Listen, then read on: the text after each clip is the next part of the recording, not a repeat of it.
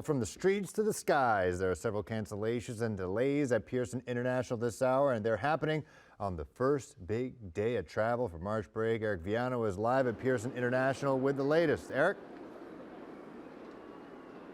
Yeah, that's right. And right at this moment, it is pretty busy, and this business is expected to continue into the weekend. Now, as you mentioned, there have been cancellations and delays happening today because of the weather, but it's also because of this weekend. It's what Pearson calls the second busiest travel time of the year. Pearson says it is expecting to see around 125,000 passengers every day this weekend. That's a 30% increase from the same time last year. In anticipation of this, Pearson has made some changes. Last month, the Greater Toronto Airport Authority, which runs Pearson, said it's placing a hard limit on the number of flights arriving and departing during peak times to flatten peak hour schedules and hopefully prevent cancellations. They're also capping the number of passengers that can arrive internationally or depart to the United States through each terminal at peak periods.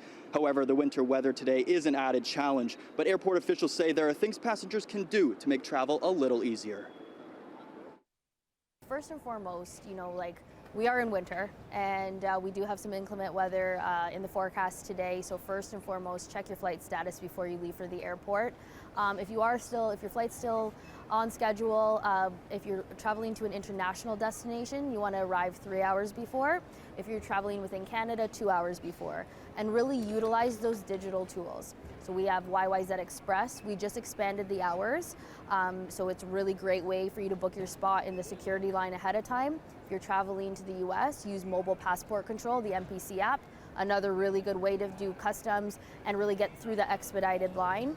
We also have a live wait times dashboard, so you can actually see the lineup for the security lines before you get here. So it's a good tool to prepare. Now, Pearson says today has been running pretty smooth. It says most of the delays throughout the day have been because planes have had to go through the de-icing process, and outright cancellations have been a result of the weather conditions as well. Travelers I spoke to today say they're just hoping their flights depart in time so they can get to their March break vacations. This is the first trip that we've done together since the COVID pandemic, so this is really remarkable that we're actually getting away. And how have you found everything here today? Have you had any troubles? Is your flight delayed or how is it? Well, so we just got here and we were having some difficulties checking our bag, but we discovered we were in the wrong aisle. So, other than that, yeah, so far so good. No issues at all. It's been pretty smooth, so I'm hoping that with this storm I'll be able to get home. It feels nice to get out of the cold. We're just hoping that we can leave. Our flight leaves at 8:50, so we're hoping to get out of Canada, enjoy the heat. Yeah, any problems so far with delays, or anything, or is it all? No, pretty smooth, right from the get-go, so let's hope it continues.